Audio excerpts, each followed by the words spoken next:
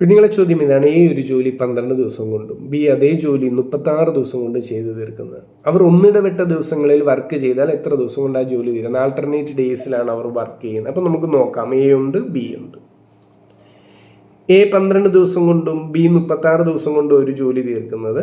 അങ്ങനെയെങ്കിൽ total work എത്ര എന്ന് ചോദിച്ചാൽ 12ന്റെ 36ന്റെ LCM 36. ഇനി ചിന്തിക്കേണ്ടത് എയുടെ എഫിഷ്യൻസി എത്രയാ? ഒരു ദിവസം കൊണ്ട് എയെ കൊണ്ട് എത്ര ജോലി ചെയ്യാൻ പറ്റും? അതാണല്ലോ ഈ എഫിഷ്യൻസി എന്ന് പറയുന്നത്. 36/12 എയെ കൊണ്ട് ഒരു ദിവസം 3 ജോലി ചെയ്ത് തീർക്കാൻ പറ്റും. അങ്ങനെയെങ്കിൽ ബിയെ കൊണ്ട് ഒരു ദിവസം എത്ര ജോലി ചെയ്ത് തീർക്കാമെന്ന് ചോദിച്ചാൽ 36/36 1. എയുടെ എഫിഷ്യൻസി 3, ബിയുടെ എഫിഷ്യൻസി 1. അതാണ് മീനിങ്. അപ്പൊ എ ഒരു ദിവസം 3 ജോലി തീർക്കും, ബി അടുത്ത ദിവസം വന്ന് 1 ജോലി തീർക്കും. അപ്പൊ ഇവരുടെ വർക്ക് പാറ്റേൺ ഇനി ഒന്ന് ശ്രദ്ധിച്ച് എങ്ങനെയാ? ആദ്യത്തെ ദിവസം എ, അടുത്ത ദിവസം ബി, അടുത്ത ദിവസം എ ബി, ഇങ്ങനെയാണ് ഇവരുടെ വർക്ക് പാറ്റേൺ പോകുന്നത്. ശ്രദ്ധിച്ചോ? ആൾട്ടർനേറ്റ് ഡേയ്സ് ഒന്നിച്ച് വരുന്നില്ല.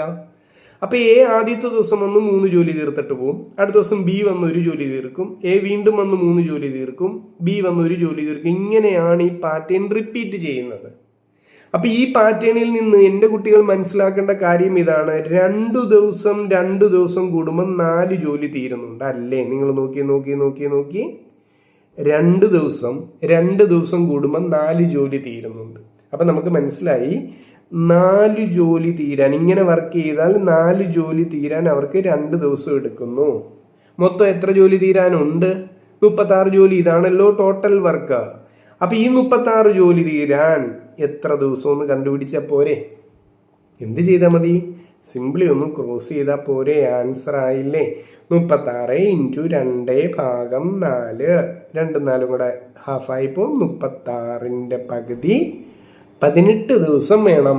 ഇങ്ങനെ ജോലി ചെയ്താൽ ആ ജോലി തീരാം. ആൾട്ടർനേറ്റ് ഡേയ്സ് ജോലി ചെയ്താൽ എ സ്റ്റാർട്ട് ചെയ്യുന്നു എന്നുള്ള അസംഷനിൽ എയും ബിയും അങ്ങനെ ആൾട്ടർനേറ്റ് ഡേയ്സ് വർക്ക് ചെയ്താൽ 18 ദിവസം കൊണ്ടേ ആ ജോലി തീരത്തുള്ളൂ. ക്ലിയർ ആയോ? ഓക്കെ ആണോ? ശരി എൻ്റെ കുട്ടികളെ, താങ്ക് യു.